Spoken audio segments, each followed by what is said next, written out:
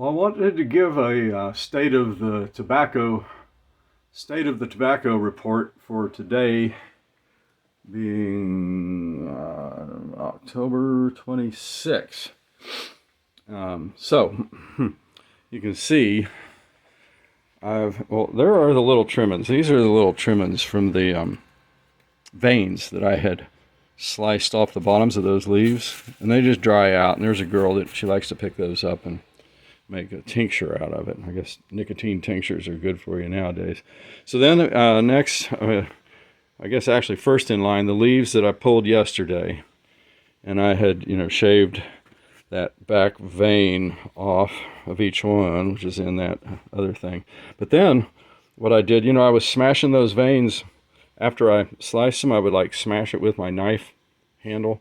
But then I ended up taking a round jar and turning these leaves over on a flat hard surface and rolled it on there and smashed all these little veins and really just rolled it out. I mean, just squished it out of that middle vein, so that hopefully, what ends up happening is the whole leaf ends up drying a little more at the same time, instead of, in some cases, we get the outer edge drying out completely, but the mid stuff where the veins were thicker. Even though these ones had been sliced like that, I slid them off, but I didn't roll them with that roller like that. So this is going to be interesting to see how the new crop. And this was the other ones that were green, like last week, and they had been in and out of their little pink case there. I just stack up the paper towels, and they kind of age in there. But then I pull them out to let them air out a little bit. And then once they start getting to where, they've got a lot of dryness going on, and you can feel them if they're cool or hot. Sometimes you get a part that's dry and a part that's wet. But once they start getting, towards where they're going to be drying out some more, they'll go over here, and then I've got my, 2023 tobacco in here, and you can see that's what I'm smoking out of. Down in here, I got that, stuff that I'm smoking. And then I put the wet leaf in there. I had the lid in my mouth.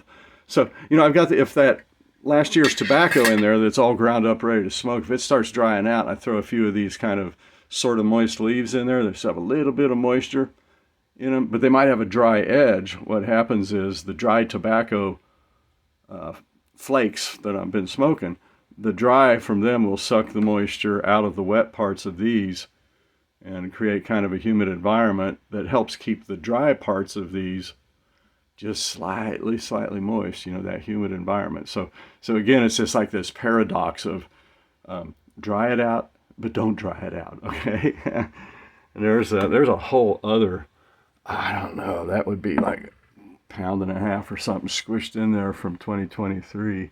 And then there's a bunch of from 2023 that's been cut on the paper cutter into the little squares, and I guess you can see the video on the paper cutter there somewhere. And then I've got some of 2024 this year that I've got all the way down to the ground up stage. Now these are this year's that have been chopped on the paper cutter, but they're just kind of aging in there. I mean, they'll sit in there and age. Some of those pieces had a little tiny bit of moisture in them. Not enough to make it mold, though. And this jar, this big one here, I've got for, these are leaves that are coming off the bed over there. Once they get, pretty dry. Now, some of these still have a little bit of moisture in them, but some of them in there, got a little bit of dry in them. Some of it's got a little bit of green. That was like, green, a little green, and really kind of moist. But it's that's keeping that. And as long as I keep them fluffed up and loose in there, those greener ones will, create the environment in that jar where it can kind of cure out until I pull them out and tickle out the leaves and stretch them out, get them flat. And something I've been doing to get them, speaking of getting them flat, once I make a harvest like that and I trim those veins off, and now I'll be, rolling it out, and then I stacked them all on top of each other, and I laid them on the table here under one of the put the tobacco on the table, and I laid that plastic case on there. And then I took a couple of these, 10-pound weights, and I put them on there. I just like smashed them down in there. And they had those open veins from where I had been cutting them and rolling them. And so it's pressing them down in the paper towel and flattening them out real nice. So once I peeled them up like I did today, they're all kind of laid out flat, and you don't get a lot of that fold over on the leaf, because that fold over, where they get all stuck together, that's where that mold grows. And this is just so much better than, this last year. I had these little clips that were clipped onto these hooks on the ceiling. I had clips, and there were clips there, and there were clips there, and clips over there, and clips over there. It's holding up the metal detector now. But there were like fishing lines all strung up and down here, and all this tobacco hanging in the room, and trying to keep them separated. And the air is too dry. This house is not like a humidor. This house is like an air-conditioned house, and it's warm in the winter and cold in the summer. So anyway, that's the state of the tobacco report, and you can see there's like a little bit of all of it going on today.